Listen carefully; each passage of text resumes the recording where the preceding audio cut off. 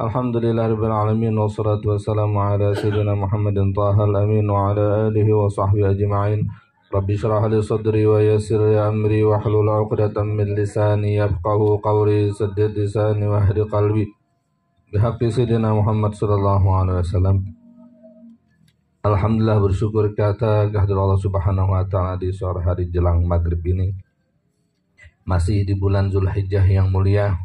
Baru saja kita menyelesaikan ibadah di hari mulia sepanjang tahun dari tanggal 1 hingga 10 Zulhijjah.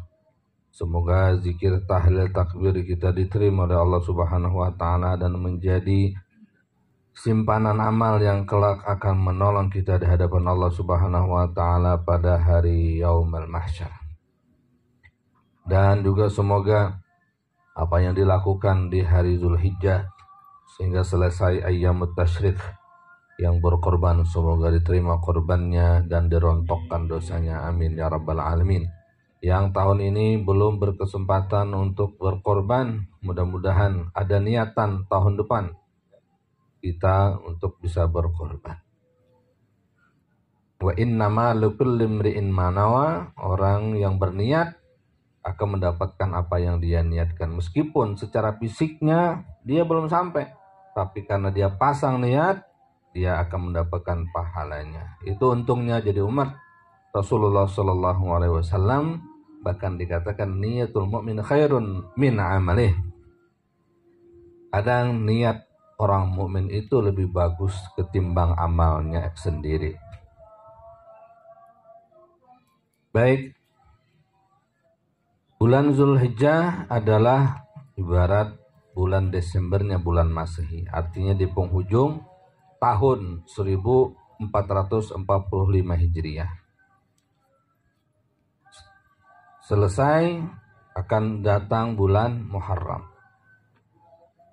Ada amalia-amalia yang dilakukan pada bulan Zulhijjah, begitu pula ada amalia-amalia yang dilakukan pada bulan Muharram. Gegap gempita menyambut datangnya tahun Muharram, tahun baru Islam, itu sangat bagus untuk jadikan momen untuk kembali ke khitah. Mungkin selama ini lalai, mungkin selama ini tujuan hidupnya mulai goyang, maka diluruskan kembali. Maka di akhir tahun Zulhijjah ini kita juga mempersiapkan apa saja yang menjadi harus introspeksi dan apa yang harus dipersiapkan pada tahun yang akan datang. Bukannya kebetulan kajian kita pembahasannya fi fadli Asyura, keutamaan Asyura, ini 10 Muharram. Tentunya apabila Allah Subhanahu wa taala menghendaki seseorang itu menjadi baik, maka akan digiring hal-hal yang baik sebagai nasihat untuk dirinya, sehingga dia bisa terbimbing di saat orang-orang lalai, melakukan kebaikan ketika orang melupakannya.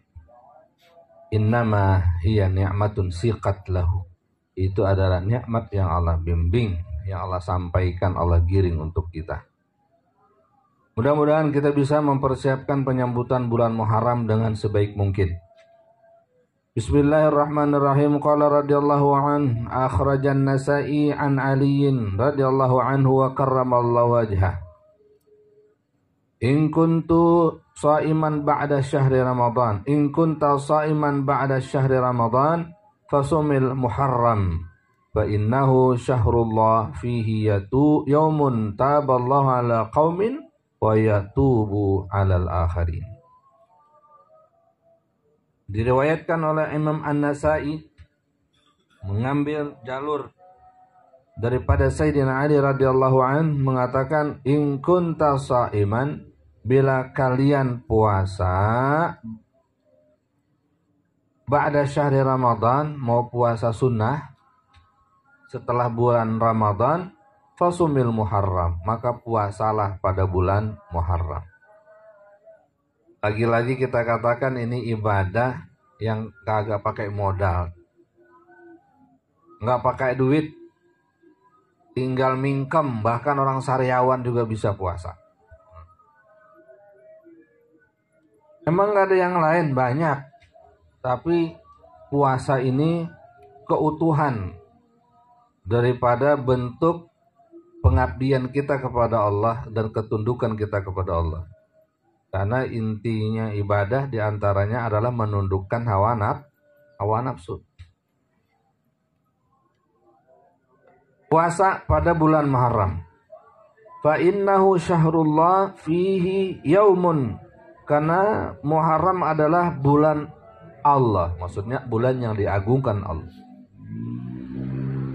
Yaumun taballahu ala qaumin, hari yang Allah terima taubatnya satu generasi masa silam. Ada kaum. Wa yatubu ala akharin, dan juga menerima taubat dari kaum yang lain. Kebahagiaan seorang hamba itu adalah ketika penghambaan kita diakui.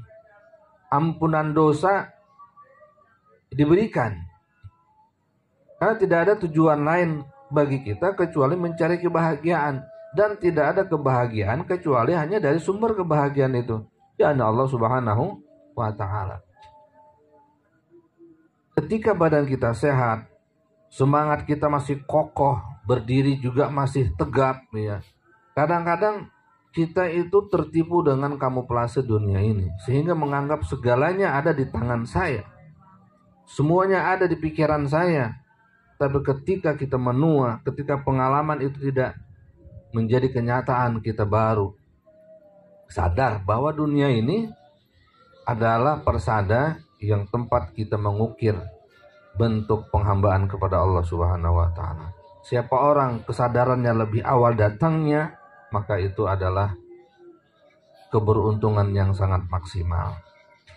Maka alhamdulillah, dengan adanya bulan Muharram, tanda kalau kita masuk pada bulan tersebut, insya Allah termasuk orang yang beruntung bila kita memanfaatkannya dengan sebaik mungkin. Jadi kabar berita yang bagus ini, ada hari di mana taubat diterima. Ada hari di mana keberuntungan bagi para pendosa ada. Manfaatkan itu. Siapa di antara kalian yang siapa di antara kita yang nggak punya dosa? Ngacung sekarang ini. Punya. Kecuali Ahmad ya. Udah balik belum Ahmad? Udah balik belum? Iya. Masya Allah. Yang belum balik belum punya catatan. Tapi kalau kesalahan karena hukuman di pondok, ya. Kalau saya kan belum balik Pak Ustaz. Kena tanggung jawab. Ini untung nih, ya. Ada waktu di mana taubat diterima. Wa syaikhani an Ibn Abbas radhiyallahu anhuma anna Rasulullah sallallahu alaihi wasallam qala qadiman nabiy al-Madinah. Diceritakan bahwasanya inna Rasulullah sallallahu alaihi wasallam qadimal Madinata, datang ke Madinah. Fawajadal Yahuda, beliau menemukan orang-orang Yahudi siaman, puasa yaum Asyura pada 10 Muharram. Berapa hari lagi nih? Kurang lebih 25 harian lagi ya. Faqala lahum Rasulullah sallallahu alaihi wasallam, Nabi tanya, kenapa kok puasa pada 10 Muharram? Ma hadzal yaum allazi tasumuna? Dan Nabi bilang, hari apa ini yang kalian berpuasa padanya? Alasannya apa ini? Faqalu, mereka menjawab, hadza yaumun azimun. Ini hari sangat agung. Anjallahu fihi Musa, di mana Allah selamatkan padanya Nabi Musa alaihissalam wa ala nabiyina afdhalus salatu wassalam. Sekian lama di rongrong Fir'aun.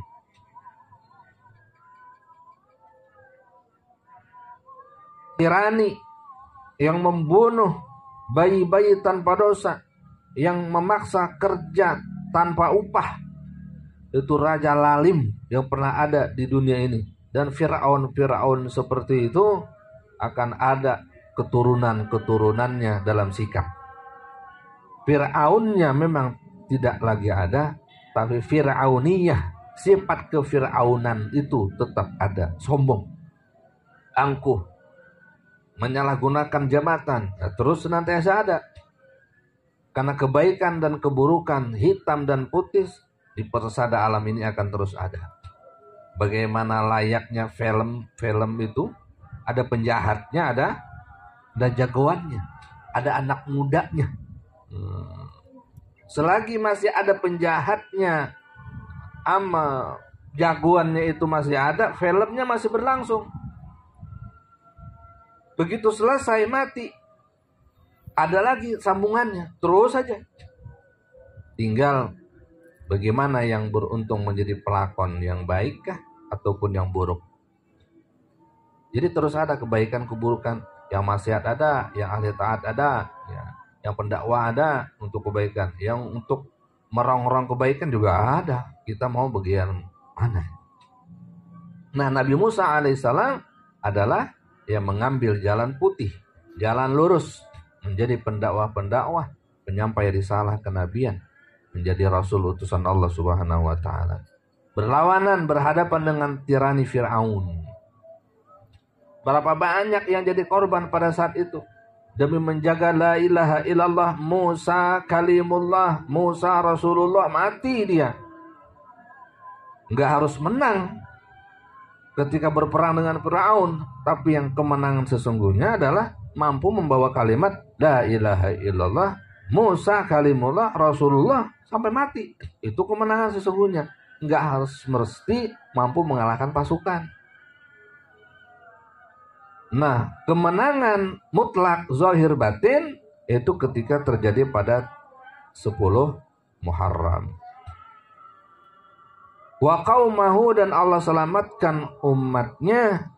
Wa aghraqa fir'auna, dan Allah tenggelamkan Fir'aun. Wa qaumahu, dan kaumnya.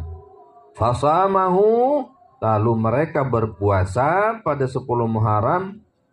Musa berpuasa, Nabi Musa, syukran, karena bersyukur kepada Allah.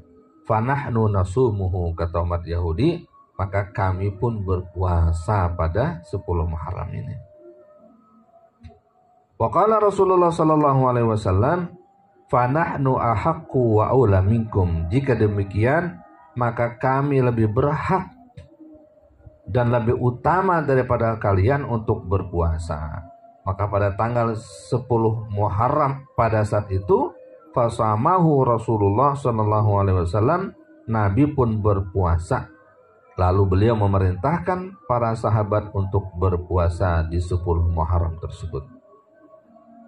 Dan Masya Allahnya dikatakan, jangankan manusia, hewan-hewan pun itu juga ikut berpuasa pada tanggal 10 Muharram. Bagaimana sambungannya? Insya Allah minggu atau pekan depan. Mudah-mudahan panjang umur, sehat walafiat, kita bisa tambahkan kajiannya untuk menjadi penyemangat dan persiapan sambut 1 Muharram 1446 Hijriah. Nakhtatim haji jisah al-Fatihah. Bismillahirrahmanirrahim.